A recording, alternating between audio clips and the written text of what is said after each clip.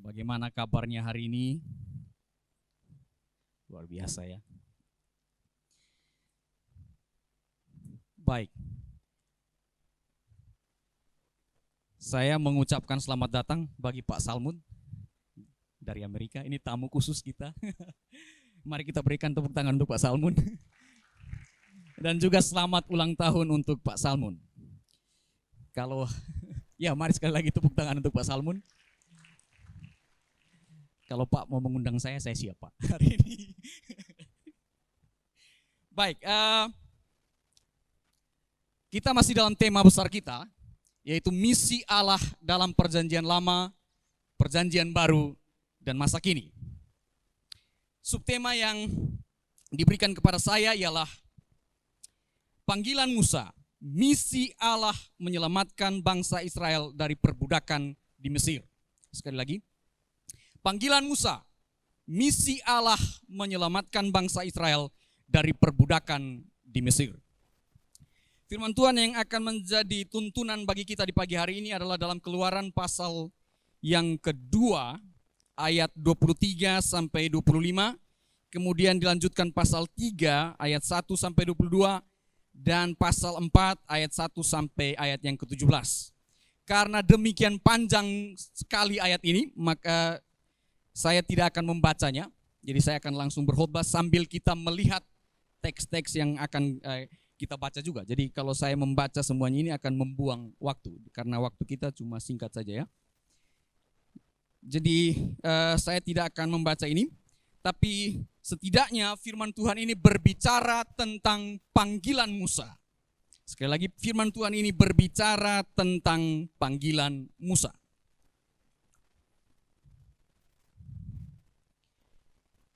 Kitab Keluaran ini dimulai dengan berkembangnya suku-suku Ibrani atau orang-orang Israel dengan begitu pesat. Kalau kita lihat bagian awal dari pasal 1 itu, Yakub, Yusuf, dan saudara-saudaranya semua sudah meninggal. Kemudian di Mesir itu, jumlah orang Ibrani berkembang dengan begitu pesat. Di samping itu, ada muncul raja yang baru yang tidak mengenal Yusuf. Jadi sekali lagi ada perkembangan jumlah rakyat daripada bangsa Ibrani pada waktu itu begitu banyak. Dan di lain sisi di Mesir sendiri ada raja baru yang memimpin dan tidak mengenal Yusuf. Jumlah mereka begitu besar sekali sehingga Raja Mesir menganggap mereka sebagai ancaman. Kalau kita lihat dalam pasal 1. Mereka dianggap sebagai ancaman daripada keamanan daripada Mesir. Keadaan demikian terjadi di Mesir setelah masa Hiksos, ketika orang Semit merebut kekuasaan. Untuk menjamin keamanan batas timur lautnya, Firaun menjadikan mereka budak negara pada banyak proyek pembangunan di daerah Pitom dan Ramses. Jadi untuk menekan jumlah penduduk daripada bangsa Israel yang begitu luar biasa, yang akhirnya bisa berdampak atau mengancam keamanan daripada Mesir itu sendiri, maka Raja Mesir itu menindas. Kalau kita melihat pasal 1, ada beberapa istilah yang dipakai. Contohnya ayat 9, ayat yang ke-10, marilah kita bertindak dengan bijaksana terhadap mereka. Kemudian ayat yang ke-11, sebab itu pengawas-pengawas rodi ditempatkan atas mereka untuk menindas mereka. Ayat yang ke-12, tetapi makin ditindas. Jadi ada kata-kata penindasan di situ ya. Kemudian ayat yang ke-13, lalu dengan kejam orang Mesir memaksa orang Israel untuk bekerja. Ayat ke-14, dan memahitkan hidup mereka dengan pekerjaan yang berat. Itu ayat yang ke-14. Dengan kejam dipaksa orang Mesir kepada mereka. Itu juga ayat yang ke-14. Jadi karena melihat jumlah penduduk begitu besar, maka Raja Firaun melakukan siasatnya. Yang pertama itu adalah melakukan penindasan. dan fakta sejarah membuktikan bahwa itu ada. Tapi itu bukan di sini ya. Nanti di kelas Perjanjian Lama bertemu dengan Ibu Sony di sana bisa membahas bagian itu. Di samping itu, dia tidak hanya, karena walaupun ditindas, tapi faktanya adalah bangsa itu terus berkembang. Kemudian dia memakai siasat yang lain, yaitu membuat undang-undang yang menyatakan semua anak laki-laki Ibrani yang baru lahir harus dibuang ke Sungai Nil, dibunuh atau dibuang ke Sungai Nil. Jadi ini siasat-siasat daripada Raja Mesir untuk menekan perkembangan penduduk Mesir, penduduk Israel maksud saya. Kalau kita lihat bilangan pasal yang kedua ayat 32 ketika bangsa Israel pasca keluar dari Mesir dan dihitung jumlahnya, itu sejumlah 603.550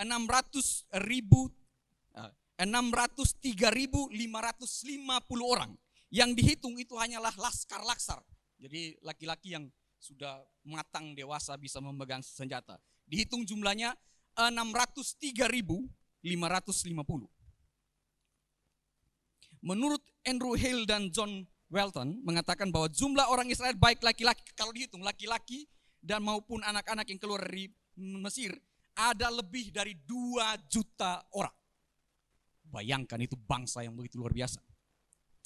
Sebagai data pembanding, jumlah masyarakat yang saya lihat di data BPS di Kota Malang ini per tahun 2021 itu hanya 844.933 orang. Jadi masih 2 kali lipat lagi ya. Jadi jumlah orang Israel itu luar biasa. Kita pikir untuk kasih makan 1 stan saja ini itu sulit sekali. Jadi begitu luar biasa. Kalau data pembanding yang lain ini cocok dengan tempatnya Pak Richard, Kabupaten Sidoarjo. Itu jumlah masyarakatnya itu 2 juta sekian. Jadi jumlah yang sangat besar. Dan dikatakan bahwa mereka ada dalam penindasan yang luar biasa. Penindasan yang sangat kejam. Ditindas, dipaksa untuk bekerja. Bahkan sudah demikian anak-anak laki mereka yang merupakan generasi ke depan itu dibunuh. Jadi kalau kita lihat gambaran bahwa ada penindasan yang luar biasa dialami oleh bangsa Israel di Mesir. Dan Bapak Ibu sekalian, Musa lahir dalam situasi ini. Ketika dia lahir karena ada undang-undang untuk membunuh anak laki-laki. Kisahnya saya pikir semua sudah tahu. Kemudian dia disembunyikan dalam keranjang, kemudian ke Sungai Nil. Dan kemudian diambil oleh putri Firaun. Dan kemudian diangkat menjadi anak. Musa tumbuh dan besar di Mesir. Tokoh yang luar biasa dalam sejarah agama Israel. Tokoh karismatik yang begitu luar biasa. Dia bertumbuh di Mesir, dia belajar di Mesir. Belajar administrasi, belajar militer dan lain sebagainya. Dia mengalami masa-masa seperti itu. Kemudian suatu ketika, dia ketika berjalan melihat bangsanya ditindas oleh orang Mesir, dia mencoba untuk membela. Dengan mungkin kapasitas yang dia sudah punya, dia coba membela. Tapi ketika dia membela, dia membunuh dan menyembuhkan dalam pasir. Dan waktu yang lain ketika dia sedang berjalan, ada orang Israel berdua berkelahi dan dia coba menegur. Kemudian orang Israel berkata, siapakah engkau? Apakah engkau pemimpin atau hakim kami? Kamu yang lalu baru saja membunuh orang Mesir dan menyembunyikannya. Sontak saat itulah kemudian dia mulai takut, kemudian melarikan diri ke Midian. Jadi selama 40 tahun dia ada di Mesir, dalam pembentukan di Mesir. Kemudian dia lari ke Midian. Sejarah mencatat bahwa itu sekitar ada 40 tahun dia berada di Midian. Pekerjaannya adalah mengembalakan domba. Musa manusia, memang kita melihat setelah melihat seluruh daripada kitab ini, kita melihat dia tokoh yang sangat luar biasa, berkarismatik, membawa bangsa Israel bisa keluar dari negeri Mesir. Tetapi dia manusia yang biasa juga seperti kita. Dia pernah marah dan membunuh orang. Dia bekerja juga biasa selama 40 tahun. Hanya mengembalakan kambing dan domba. Dia manusia yang biasa. Kemudian tiba pada satu waktu, pada waktunya Allah datang memanggil dia. Saya mau katakan di awal ini bahwa panggilan Musa merupakan awal bagi Allah dalam melepaskan umatnya dari perbudakan Mesir. Sekali lagi, panggilan Musa merupakan langkah awal bagi Allah dalam melepaskan umatnya dari perbudakan Mesir.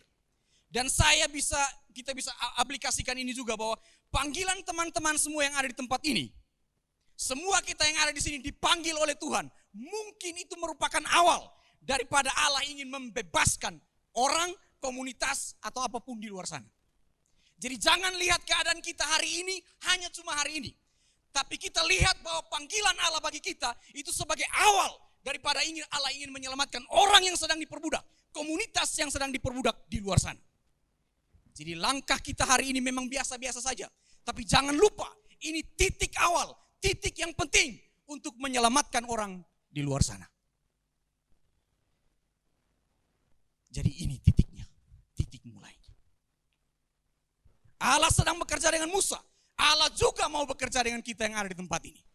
Karena itu, mari taat di titik awal ini. Bagaimanakah respon Musa dalam menjawab panggilan Allah untuk melepaskan bangsa Israel dari perbudakan Mesir? Ini pertanyaan bagi kita. Bagaimana respon Musa dalam menjawab panggilan Allah untuk melepaskan bangsa Israel dari perbudakan Mesir? Berdasarkan Keluaran pasal 3 dan 4 terdapat 5 respon. Nah, saya mau garis bawah respon ini respon menolak sebenarnya. Jadi berdasarkan Keluaran pasal 3 dan 4 terdapat 5 respon Musa terhadap panggilan Allah yang harus kita sungguh-sungguh belajar dengan baik. Sehingga kita bisa menjadi hamba Tuhan yang siap untuk menyelamatkan orang lain. Penolakan yang pertama, kita lihat pasal 3 ayat 7-11.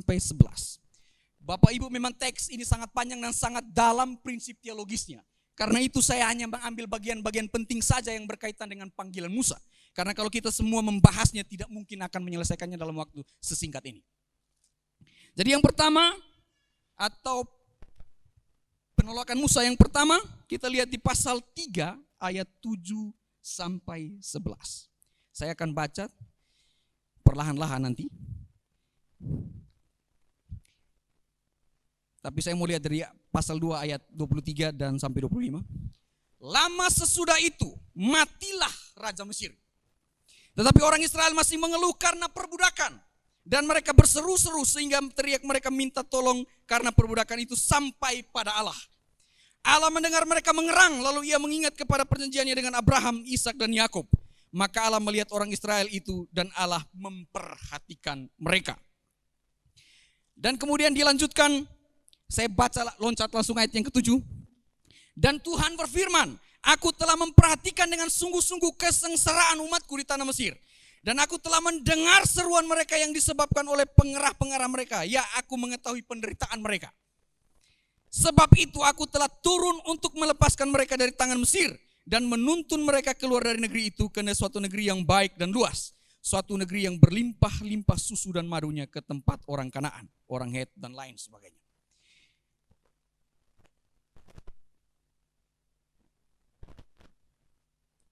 Jadi Bapak Ibu, bahwa inisiatif untuk menyelamatkan bangsa Israel itu datang daripada pihak Allah. 400 tahun lamanya mereka ditindas di Mesir. 400 tahun lamanya itu begitu lama berada dalam perbudakan di Mesir. Seperti yang dikatakan Allah juga kepada Abraham dalam nubuatannya. Tapi satu waktu akan diselamatkan. Dan tiba saatnya, waktunya itu tepat. Waktu Tuhan tepat pada waktunya. Walaupun kalau kita lihat dalam bagian ini Musa dalam situasi yang tidak tepat. Mengapa Allah tidak panggil dia ketika dia sedang hebat di Mesir? Kenapa Allah harus panggil dia ketika dia sedang mengembalakan domba? Pekerjaan yang biasa-biasa saja. Pekerjaan yang tidak ada artinya. Mengapa Allah tidak panggil dia ketika dia sukses di Mesir? Punya kekuatan yang luar biasa. Tapi mengapa Allah memanggil dia di Midian? Ketika dia sedang mengembalakan domba. Tapi saya mau katakan seperti ini, waktu Tuhan tidak pernah salah. Waktu Tuhan adalah waktu yang tepat. Ketika dia memanggil kita, mungkin waktu itu tidak tepat bagi kita, tapi itu tepat bagi Tuhan. Kalau hari ini ada yang mempertanyakan kenapa Tuhan panggil saya saat ini, saya mau katakan itu karena waktu Tuhan bagi Anda. Bagi kita tidak tepat, bagi Tuhan itu tepat. Mungkin dalam keadaan kita tidak super, kita tidak berkualitas dan lain sebagainya. Tapi waktu Tuhan tepat, walaupun kita seperti Musa yang sedang mengembalakan domba, pekerjaan yang biasa-biasa saja. Mungkin dia juga sudah bodoh selama 40 tahun mengembalakan di Median. Keadaan yang biasa-biasa saja, tapi saya mau mengatakan waktu itu tepat. Kalau ada yang mau bertanya hari ini, Tuhan mengapa Tuhan panggil saya hari ini? Kenapa tidak nanti 10 tahun, 5 tahun ke depan? Atau kenapa tidak panggil saya yang lalu waktu saya masih muda dan lain sebagainya? Ingat, Musa dipanggil usia 80 tahun. Waktu yang tidak tepat, waktu yang tidak efektif. Tapi Allah memanggil dia di waktu yang tepat. Kalau hari ini kita masih bertanya, Tuhan kenapa saat ini? Jawaban firman Tuhan, ini waktu Tuhan. Tuhan berkata, Musa, Musa. Ayatnya yang pertama, ayat yang ke-11. Oh, mohon maaf. Ayat yang keempat. Musa, Musa. Dan ia menjawab, ya Allah. 400 tahun. Allah tidak berbicara, tidak ada wahyu Allah. Musa di Mesir 40 tahun kemudian ada di Median.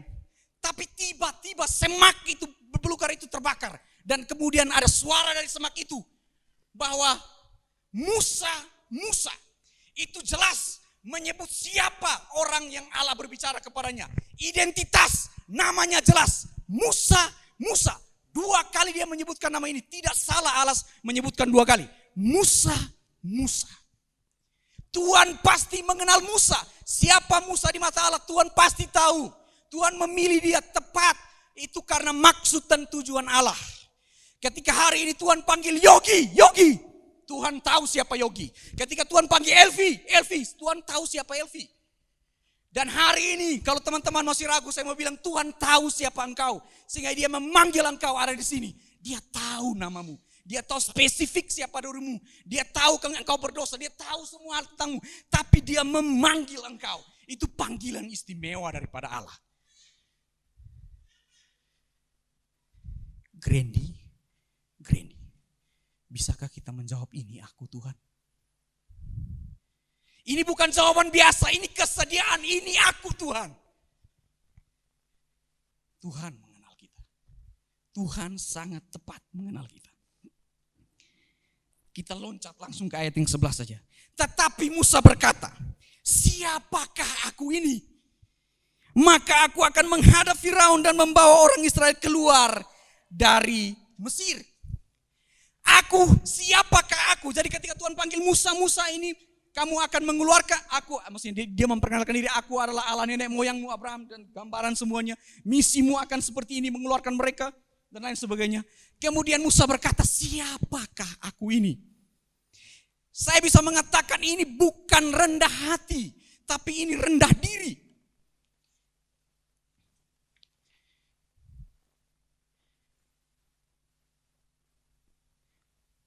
Musa mempertanyakan identitas dan kelayakan dirinya.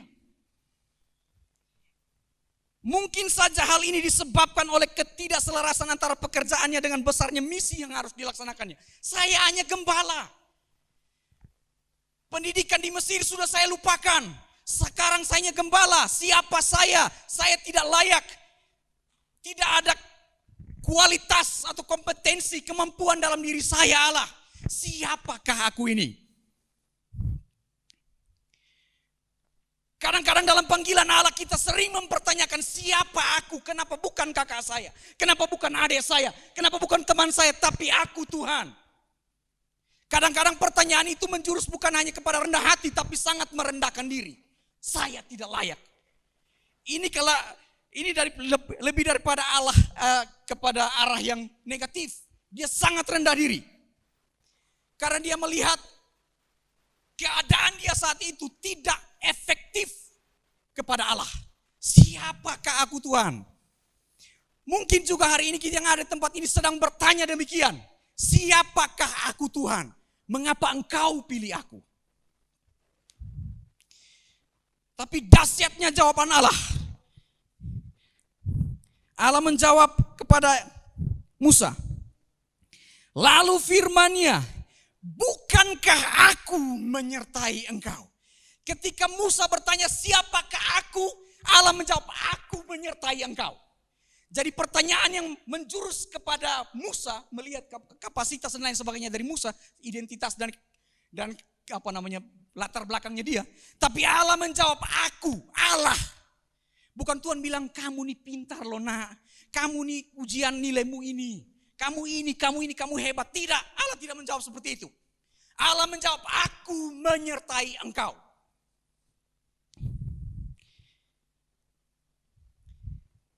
Kehadiran Tuhan itu cukup untuk menjawab ketidaklayakan kita.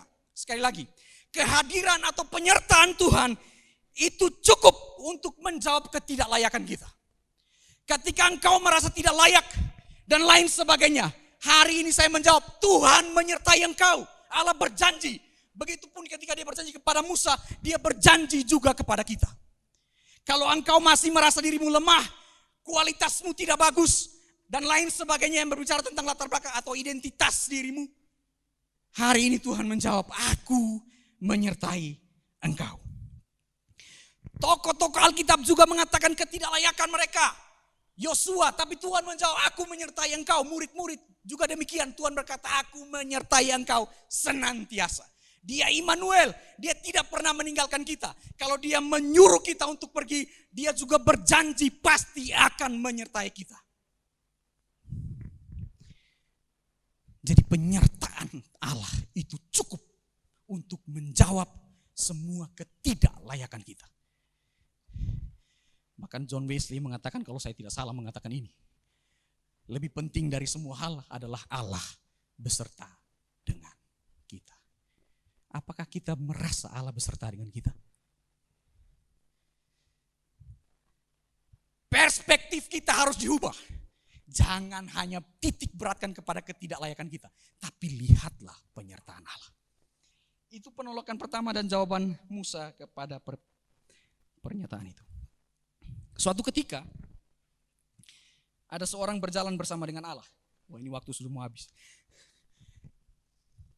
Suatu ketika ada seorang berjalan bersama dengan Allah dalam perjalanan hidupnya di sebuah pantai atau pasir di pantai. Ketika dia berjalan, dia lihat samping kanannya, oh Tuhan berjalan dengan dia. Wah, senang sekali berjalan. Berjalan. Kemudian dilihat ke belakang, tapak kakinya ada 4. 2 punya Tuhan, 2 punya dia. Sambil berjalan, kok tiba-tiba mulai melewati kerikil-kerikil hidup yang kecil, kemudian pelan-pelan besar. Kok ketika dia toleh ke belakang, tapak kakinya cuma 2. Mulai dia bertanya dalam hati, Tuhan di mana? Ketika mulai berjalan lagi ada batu yang begitu besar, penderitaan yang begitu, dia lihat ke belakang, kok tapak kakinya cuma 2. Mulai bertanya, mulai risih, Tuhan di mana? Tuhan di mana? Berjalan ada batu yang begitu besar lagi, kemudian dia mulai bertanya, Tuhan engkau di mana? Tuhan engkau di mana? Karena melihatnya cuma tapak kaki 2. Kemudian ada suara dari bawah, jangan takut, aku menggendong engkau. Dia tidak tahu kalau tapak kakinya adalah tapak kaki Tuhan. Ketika waktu sulit, Allah menggendong kita. Jangan takut kalau Allah menyertai kita. Penolakan yang kedua secara cepat. Ayat yang ke-13. Lalu Musa berkata kepada Allah, tetapi apabila aku mendapatkan orang Israel dan berkata kepada mereka, Allah nenek moyangmu telah mengutus aku kepadamu dan mereka bertanya kepadaku bagaimana tentang namanya, apakah yang harus kujawab kepada mereka? Siapakah namamu kalau mereka bertanya? Kemudian Allah menjawab, aku adalah aku. Lagi firman-Nya, beginilah kau katakan kepada Israel itu, akulah aku telah mengutus aku kepadamu.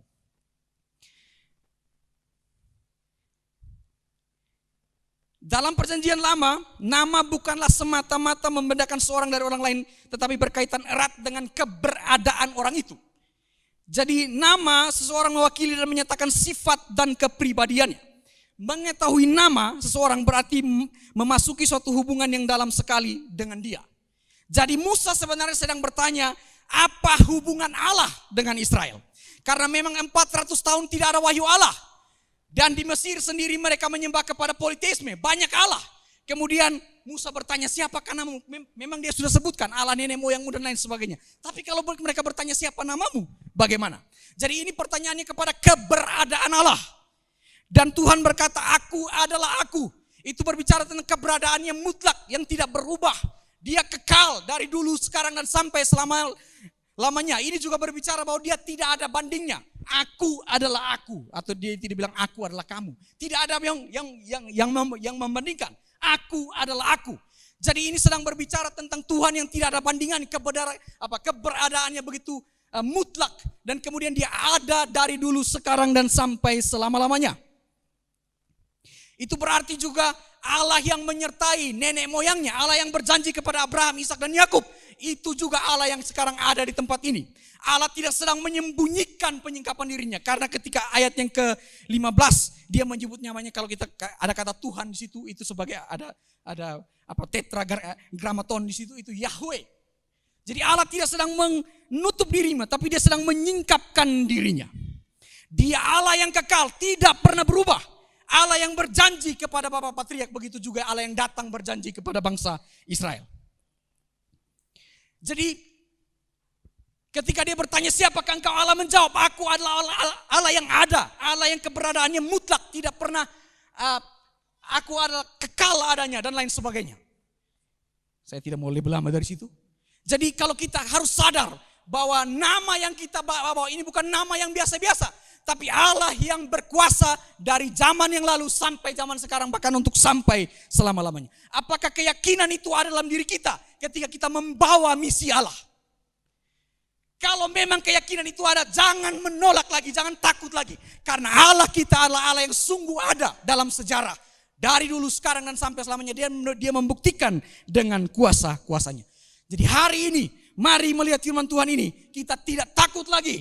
Kita karena Allah itu ada dan tidak pernah berubah. Penolakan yang ketiga, secara cepat. Ayatnya yang pasal 4. Ayat yang pertama. Lalu saut Musa, bagaimana jika mereka tidak percaya kepadaku dan tidak mendengarkan perkataanku? Melainkan mereka berkata, Tuhan tidak menampakkan diri kepadamu. Bagaimana kalau nanti mereka tidak percaya?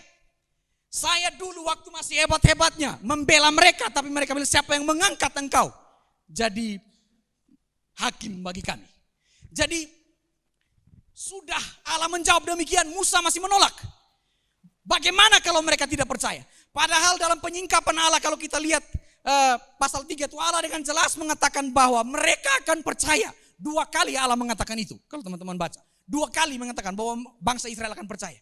Tapi dia tidak percaya akan firman Tuhan. Kadang-kadang kita begitu dalam menyampaikan misi Allah. Kalau saya pergi bermisi dan mengatakan ini, apakah mereka mungkin tidak percaya? Itu perasaanmu saja. Allah berjanji menyertai engkau, belum tentu mereka tidak percaya. Lakukan saja misimu, jangan banyak beralasan dan lain sebagainya.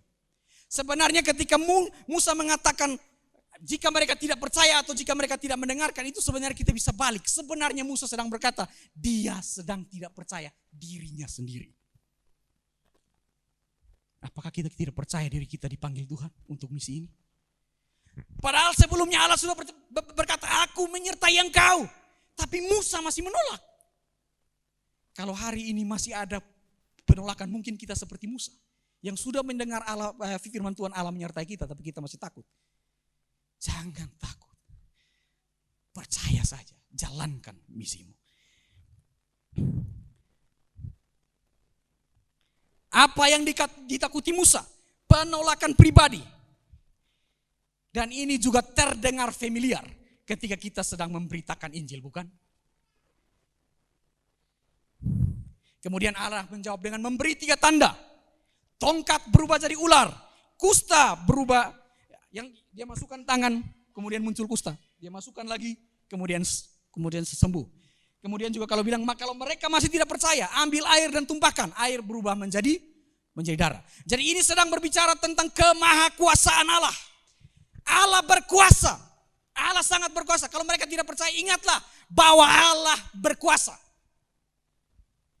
Tongkat yang remeh-temeh, benda yang biasa-biasa saja dipakai mengembalakan domba, tapi Tuhan bisa mengubahnya menjadi ular.